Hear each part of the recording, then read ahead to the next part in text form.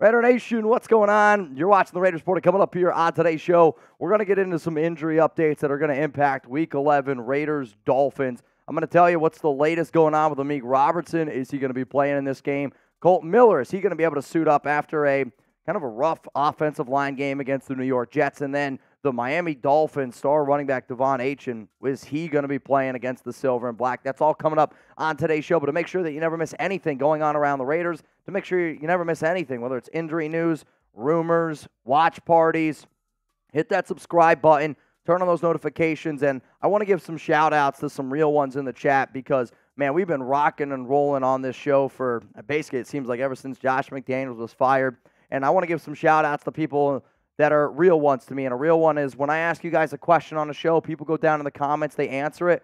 But especially, I saw 5 answers on my last video that I did that were very articulate, very well thought out of, and, you know, actually put time into the question that I asked, which I'm telling you, I see the questions, I see the comments that you guys put in there. So I want to show some love to Juan Rodriguez, Big Word, Steven, Gary, Dylan. Much love to all of y'all. It's definitely not unnoticed here on the Raiders Report. All right, let's talk about Amik Robertson now because really scary situation that ended up happening. Robertson left Sunday Night Football after getting kneed in the back of the head by Breece Hall. Breece tried to hurdle out in the bounds, and then, again, it was a scary thing. He got hit right in the back of the crown, and then Amik was left in the fencing position. If you don't know what the fencing position is, I'll kind of explain it here in just a second. But he was able to walk off the field, which that was a good sign, and yes, he needed help. But anytime you see a player and they go down the way that Amik Robertson ended up going down, I mean, it makes you just kind of sit back here and realize, you know what, there's a lot more to this than just football. Obviously, I hope Amik's okay. I want to see him back out on the field here really soon. But the fencing position is this. I'm not going to show a picture of what happened to Amik, but to give you better clarification of how severe the injury was, I think this was the right way to do it. When a person experiences an impact that is strong enough to cause traumatic brain injury, such as a concussion, their arms often go into an unnatural position. The position is the forearms extend and they're flexed, usually in the air, follows the impact, and is known as the fencing repose position. It lasts up to several seconds after the collision. So all I want you guys to do is this. I'm not going to sit up here and say whether or not Amik Robertson is going to be playing this week, but I know this. Concussions can be tricky, and when you see a player go down like that, and, you know, I don't even look at these guys as players. When you cover a team, when you follow a team as much as you are, Raider Nation, man, we say it's family. And if you're repping that shield, you're part of my family. So seeing Amik go down like that, especially because Amik's a player that it's hard not to root for him. Dude is an absolute dog. Dude is the type of guy that's going to run through a wall for Antonio Pierce. Dude's the type of guy that I want to be able to build this defense up with some players that have that depth like Amik is, because he goes out there and he gives you 110% every single time. So if you guys could, I don't know if Amik's going to watch this show.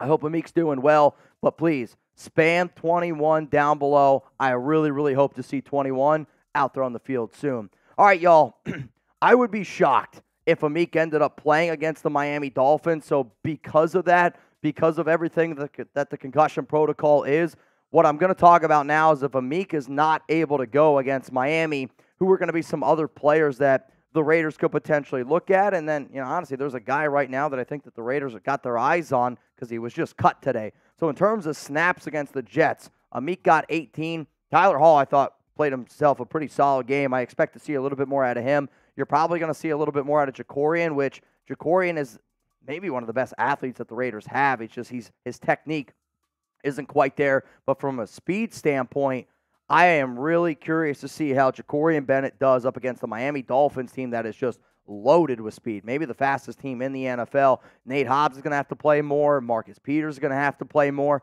But a name that I want the nation to just keep in mind here is Jack Jones. So Jack Jones was released by the New England Patriots, and I'm recording this video on Monday. Some of y'all are probably going to see it on Tuesday. But he's going to go through waivers. I was told that the Raiders might show some interest in him, and here's just the bottom line. Jones has got some off-the-field issues. He's been a knucklehead, to say the least, so far, but the reason why that I think you should at least look into it is because he did play with Antonio Pierce with Arizona State when AP was part of that linebacker coaching regime over there.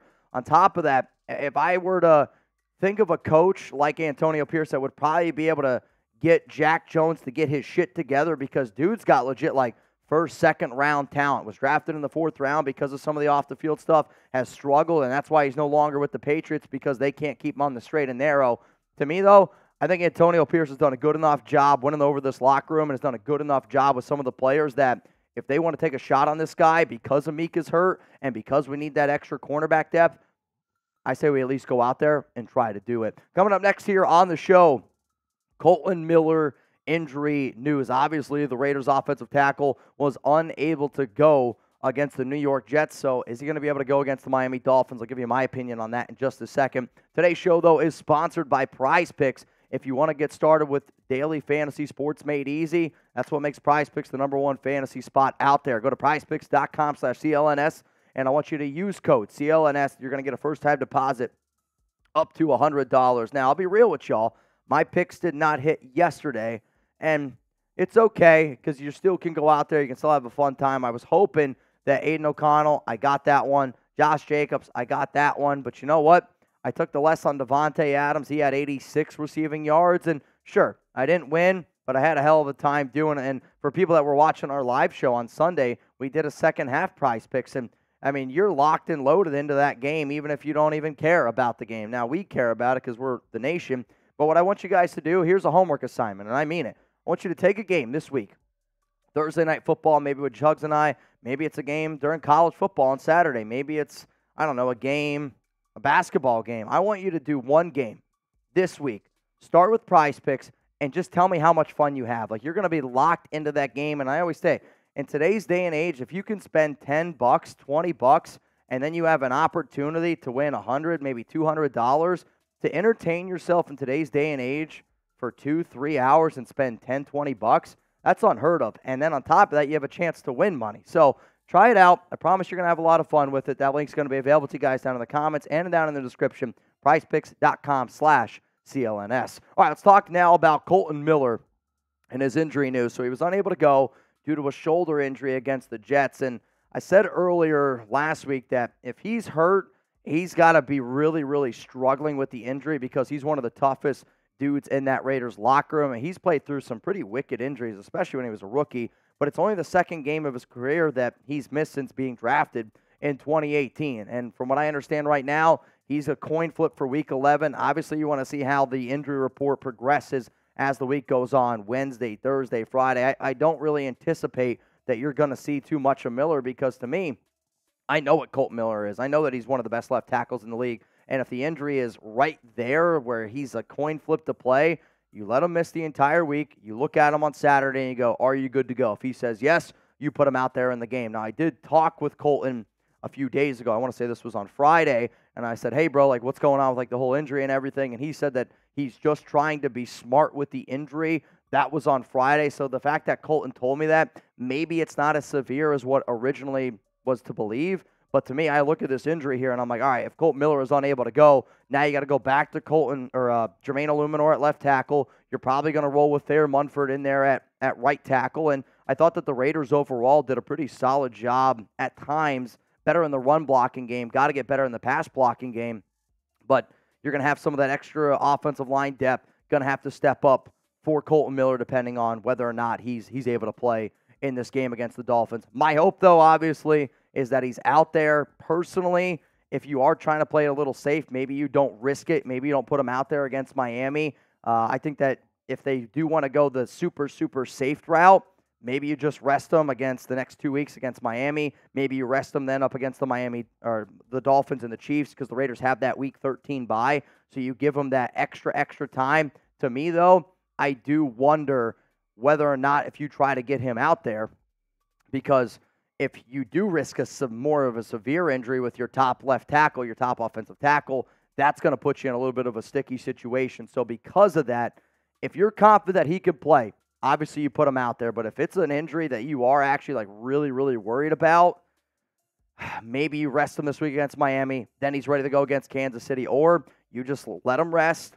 You give him basically 4 weeks off is what it'll end up being, and then you have him ready to go Week 14, your final stretch with the Minnesota Vikings. So in terms of the Raiders' offensive line, though, against the New York Jets yesterday, this is according to PFF. The run blocking number is the one up top. The pass blocking number is down below. And, Greg Van Roten at times continues to do his thing. I really, really like the quote that I saw from Josh Jacobs that said, Greg Van Roten told him, hey, stay inside. I know the coaching staff wants this run to go to the outside, but trust me, keep it on the inside, and that's what Jacobs did, and then he broke off his 40-yard run, which ended up setting up the only touchdown that was scored on Sunday Night Football. So let's just say again, here's going to be the Raiders' offensive line potentially against Miami. What is your confidence level? We saw one game, but again, that's against the New York Jets. Like, the Jets are one of the best defenses in the NFL.